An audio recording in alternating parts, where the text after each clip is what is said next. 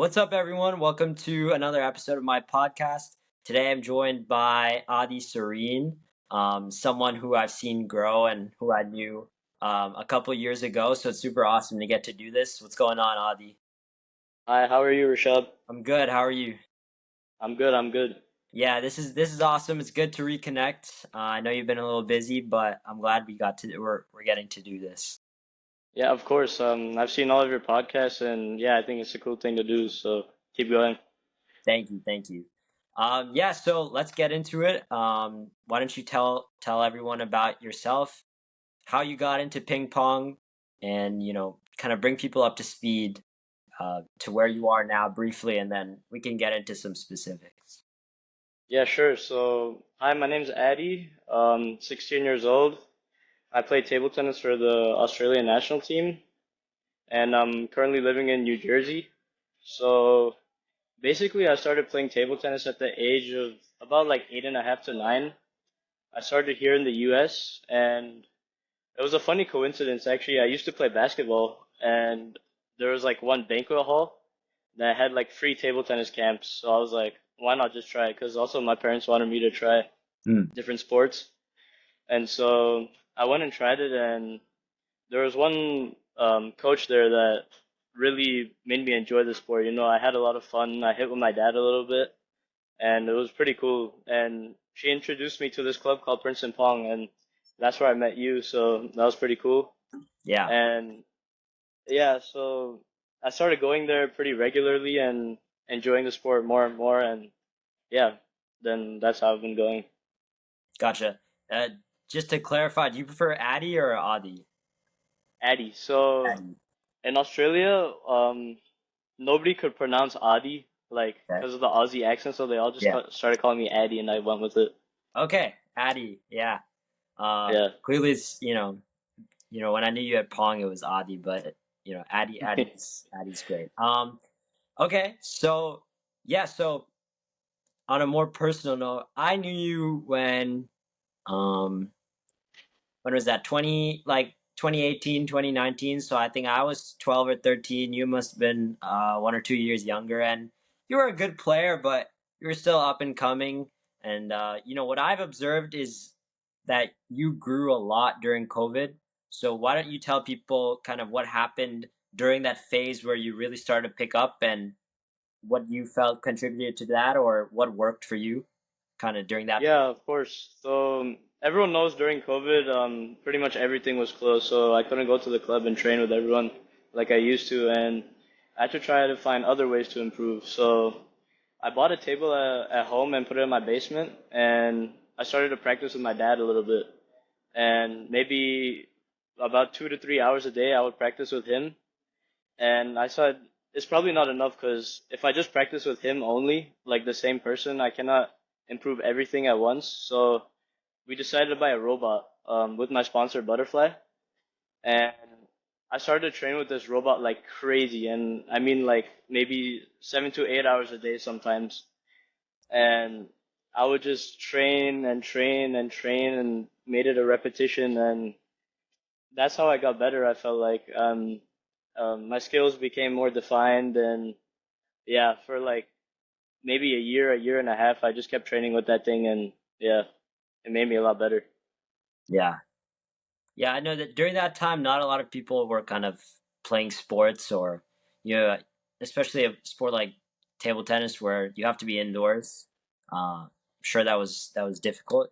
Yeah, so Yeah, I remember seeing you after things started to pick up following COVID, and it was like a totally different game out of you, which was really it was honestly really shocking as to how quickly you kind of um, picked up. And I know obviously it came through a lot of work, as you said, but that's cool, man. Um, so after that, I think I stopped going to Princeton Pong, and you started to travel the world. Um, so before we get into some of the big tournaments, what's it like traveling the world at such a young age? I'm sure it's sounds cool, but at the same time, I feel like I hear that you're on the road so much that it has to be exhausting. So, what's your mm. experience been like Is it, what's enjoyable, what's kind of not as perfect as people might think? Yeah, I mean, for me, like going to all these new countries, Asia, Europe, and like just everywhere around the world, it's a kind of cool thing to do, and like all these different cultures and experiences and people meeting different people, it really like motivated me a lot, and it made me happy as a person. But yeah, also like going on these planes a lot and like just being in the flight all the time, it's a little bit exhausting at times, and like you start to get tired also physically and even mentally.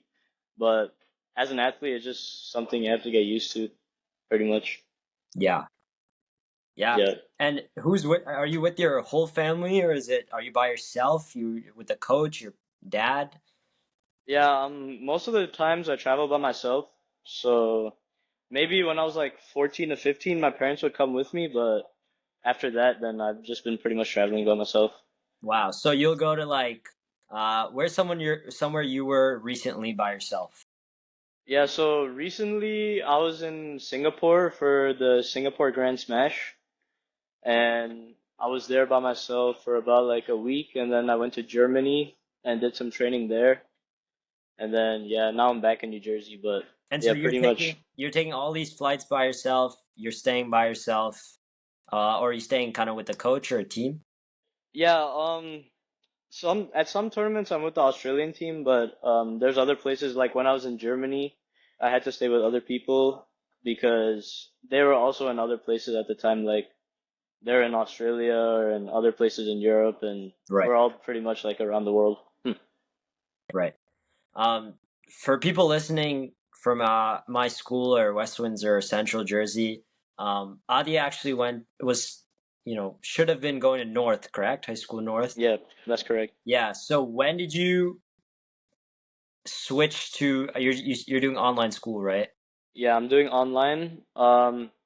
I was about maybe 20 days into high school north, and then I had to switch to online because many international tournaments were coming up, and they wouldn't allow me to play at all of them, and it would be like an unexcused absence pretty much. So I had to Right. do something about that. And yeah, I mean, online school sometimes it can be lonely. I mean, I'm not as connected with my friends anymore, and it's been a little bit tough, but meeting all these different people around the world has been a big motivation, and my parents have been a big help also. Yeah, and so what did your family say about this? Because I've noticed a lot of athletes are starting to switch to online school, like at least those that are pretty serious. I've observed that in athletes that are not traveling the world, that are at a more local level as well. So, what initially was the kind of reaction from your parents, and do you feel like, besides the fact that you had to travel the world and it wouldn't have worked, do you think that this is kind of really helping you um, with your table tennis? Yeah, I mean, my parents have been pretty supportive with what I've been doing. Um, no matter what I do, I think they'll always support me, and that's why I love my parents. But yeah, online school has definitely been a big help to my table tennis because I can really put my attention into the sport, and maybe for like just 2 hours a day or 3 hours a day, I can do school, and then the rest of the day I can play and really focus on my game and improvement. So this has definitely been a key factor to my growth. Gotcha. All right, so let's move on to probably the most eye-catching thing about you is, your experience on the Australian Olympic team. Why don't Hmm. there's a lot that I want to ask. Why don't we first start with the overall experience, what it was like to not only represent Australia, what it was like to be on that team, be around all these athletes, being in that Olympic village, and I want to hear about it all, honestly. Yeah, so leading up to Paris, I was extremely excited to go there. Unfortunately, I didn't get to play, but I was like an alternate athlete there, Right. and I still got to stay in the village and meet all these people and everything. So it was definitely like a really cool experience. And firstly, like going to that opening ceremony and seeing all these different countries, and we took these boats across the Seine River and ended up at the Eiffel Tower. It was really, really cool. And just like, yeah, really just seeing all these athletes and what they did, and Celine Dion singing, and then I was like, wow, we're really at the Olympic Games, you know? So it was a huge moment for me. And then actually when the games started, um, I would just spend my day like totally in the village, like going around trying to meet all these new athletes. I saw people like Nadal, Alcaraz, Danny Medvedev, even like LeBron, Steph Curry, and all these big names, and it was really eye-opening. Yeah. Wow, you have any cool stories about meeting someone or something cool from the games that you have to share? Even just like not even on the court. Um, you know, Yeah, I mean, it's crazy. Like, I would be eating at the dining hall, and I would come out, and I would just see like people like Andy Murray walking across, and I'm like, whoa, that's crazy. Like, you don't just see these people regularly, you know? right, So that was extremely cool, and just like yeah, going around the village and seeing all these people, like it's almost like it's really like there is an aura, like you can feel the level and the excitement and the pressure and the emotions that these guys feel. right. So it was really cool. Did you get the chance to talk to any of these big names or take pictures of them? Yeah, I got to take pictures with a lot of players. I got to take a picture with Djokovic also, and okay, I didn't get to take a picture with LeBron and stuff. I really wanted to, but I got to see them, and yeah, it was really cool. Yeah. Uh, did you, as an Australian, did you get the chance to talk to Alex de Minaur or at least meet him? No, unfortunately not. I mean, I might have saw him, but they're all really busy with their sports, and like Right. they have to get focused and prepared. So yeah. Yeah. Um, is there anything else that is worth sharing about the Olympic experience? Again, in terms Yeah, of yeah. anything cool that you received, or kind of what it was like to be a part of Team Australia specifically. Yeah, I mean, just getting like all the Olympic gear and like seeing Australia on the shirt, it's just a big eye opener, and wearing that to these events and supporting your country, it's like usually when we go to our sport, it's like we only think about our sport, but really it's about the country, like Right. how much you support your country, and people are screaming and putting all their emotion, like it's really like their blood, sweat, and tears have gone into this moment. So it was really cool to almost see this from like a bird's eye view, and I took in a lot there, and especially in table tennis, when I saw like the Olympic finals and the team finals, it's like the atmosphere, especially in Paris, is crazy. Like you got 8 to 10,000 people watching and screaming and cheering, and like Right. the stands just like vibrating. It's really crazy. Right. So the Olympic Games in 2028, what's the goal for you? Will you be back on the team and will you be playing this time? Yeah, hopefully, I've been trying to prepare hard. I mean, we got 3 more years to come, but hopefully, with new experiences, new growth, we can get there and get to a high level, and maybe we can get far in the Olympics and see how it goes. Hopefully, a medal. That would be the ultimate goal. All right. This is that. I'm gonna remember this moment when I see you up on the podium in 3 years, and if not 3 years, maybe 7 years. I don't know. Hopefully, yeah. Yeah. 2032 in Australia. Oh, that would be awesome. That would be Yeah. big for you. Um, you know, like you mentioned, you're a young kid. You're not even 18 yet. And you're doing all these things, traveling the world, playing now at the men's professional level, not in the youth stage anymore. Um, do you feel like, as someone who's much younger than everyone else they're competing with mostly, do you feel like that helps you in a way because you have nothing to lose and it's like someone else is playing um, a young adult, or is it the opposite? Do you feel like it's you may at this moment in time probably lack the experience that some of the other guys across the net have from you? So again, does that almost like negatively affect you when you're playing? I think it's kind of like a 50-50. I mean, okay, I definitely don't have as much experience as like these senior guys who've been playing all their life pretty much, but it's also like an advantage for me. You know, I have so much time to grow and to learn, Yeah. and yeah, they definitely feel pressure when they play me because, I also like to be energetic. I like to fight, and like I'm young, so I can bring that young energy into the game. Right. So yeah, it's definitely, I would say it's more of an advantage for me. Gotcha.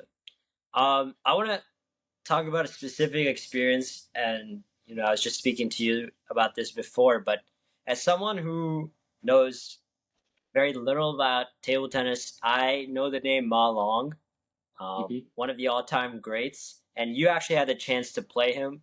And so, for all the table tennis fans out there, I'm sure they would love to hear from you what that experience was like. And I know he's a little bit older now, but tell us about that. Yeah, I mean, this was actually in Macau last year, April, and just going into the match, it was crazy. There was about maybe 20 to 30,000 fans in the stands just Wow. screaming his name. And as I walk in, it's just like they're just screaming, Ma Long, Ma Long, Ma Long, and I'm like, Yeah. holy cow, like it was just like a total blood rush. Like I don't know what was gonna happen, and I was extremely nervous that time because this was like one of my first senior matches. So Right. playing against somebody like that it's really crazy experience, and he's such a good player. I mean, he can pretty much do everything in the game, and it's so hard to win. But it was definitely a cool experience playing against somebody like that. Yeah, I'm sure the stage, like you said, the stage was really big. Did you get a chance to meet him? I don't know, maybe in the I don't know how table tennis works in terms of a locker room, Mm. but tennis people often share a locker room and things like that. So did you get a chance to talk to him? Um, Yeah, so China, it's hard to talk to these people because these guys almost have like bodyguards and stuff like that. But in Olympics, actually, I got to meet him, and he kind of recognized me, and he's like, "Oh yeah, I played you in Macau and yeah. whatnot." And I got a picture with him, so Oh that wow. was pretty cool. Yeah. And are these so as a young kid, are a lot of these guys, whether it be Ma Long or another top table tennis player, or even some of the other athletes you met at the Olympics, are these guys very friendly in general in terms of you being another athlete, or a lot of the times do people kind of treat you like they would maybe treat just any other fan or something like that? Yeah, I mean, it depends on the person, but most of the people are pretty friendly. I mean, table tennis has a lot of nice people, high level in the sport, so that's a really nice thing to see. But okay, there's also some people who are trying to focus on their matches and they don't really want nothing to do with you before they play or even after, like when they lose and they're upset or whatever. Like Yeah, they might not treat you with the same respect, but most of the time they're pretty nice off the court. gotcha. Okay, so I want to pivot to something new that's kind of started in the United States that maybe some people may not know that much about.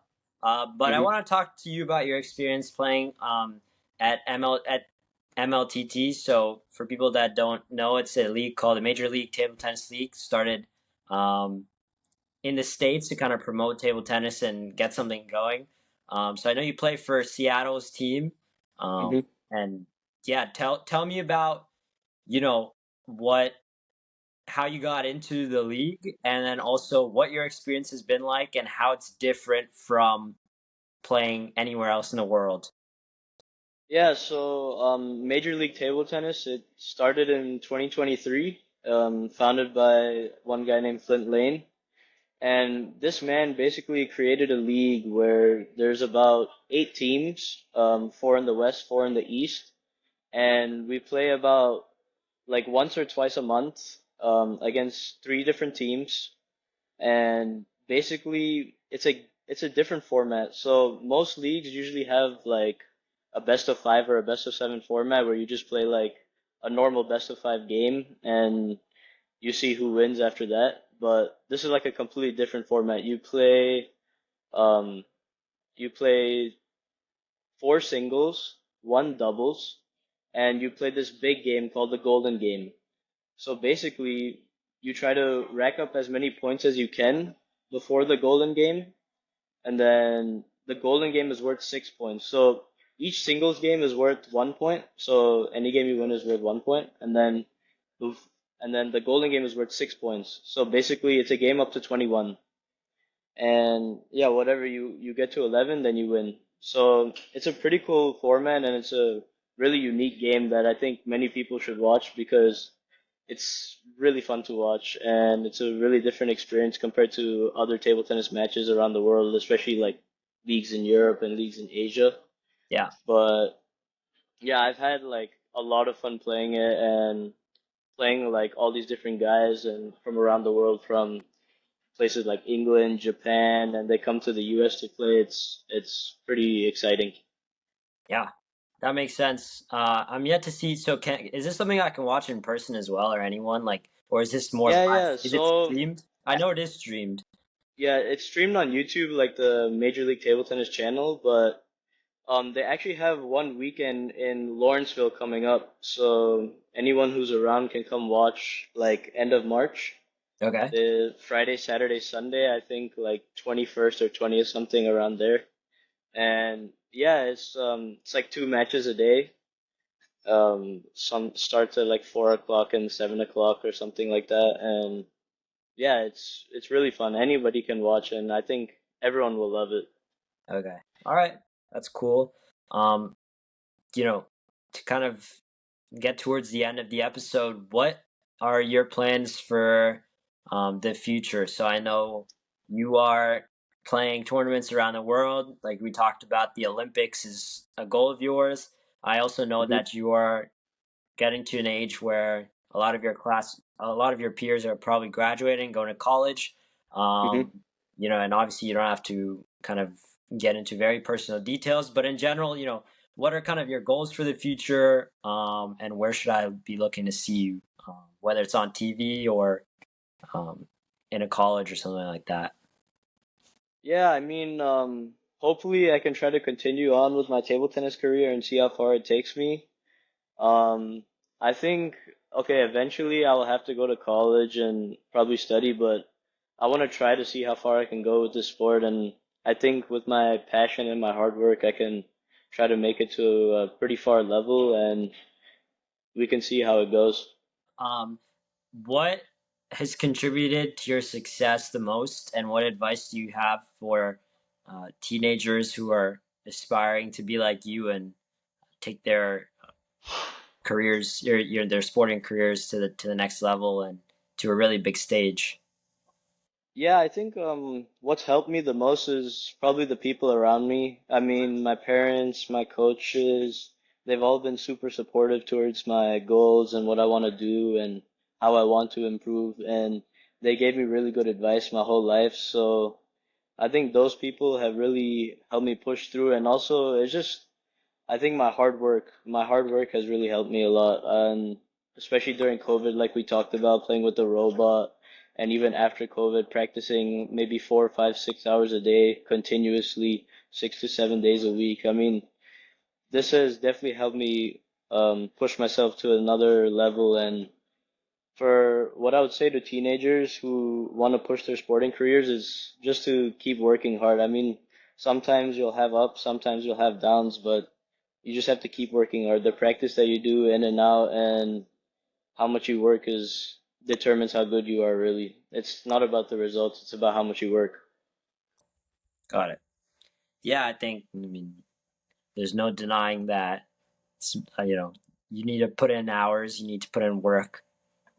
Yeah. But it's very interesting that you kind of owe a lot of your success to purely that factor. And it's very clear to you, which is interesting because people typically will mention some another characteristic or quality, um, Mm. but you're very clear about Yeah. that. You're very Yeah, clear I about mean like when I play, it's like, especially in a sport like table tennis, which is so quick, the results, it can vary a lot depending on how you feel and your emotions, and sometimes your confidence and you're not confident. Like these things like happen on a daily, and you can't really control it as much as how much you work.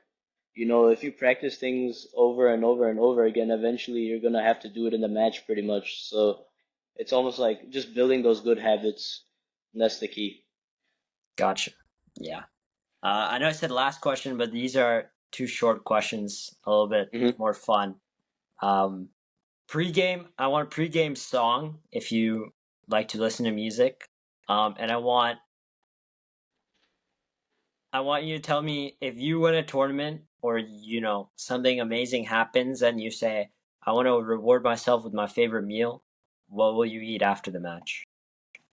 Okay. A pre-game song. I don't know if I have like a specific song, but I like to listen to like hip hop and maybe like some pop songs just to get me going.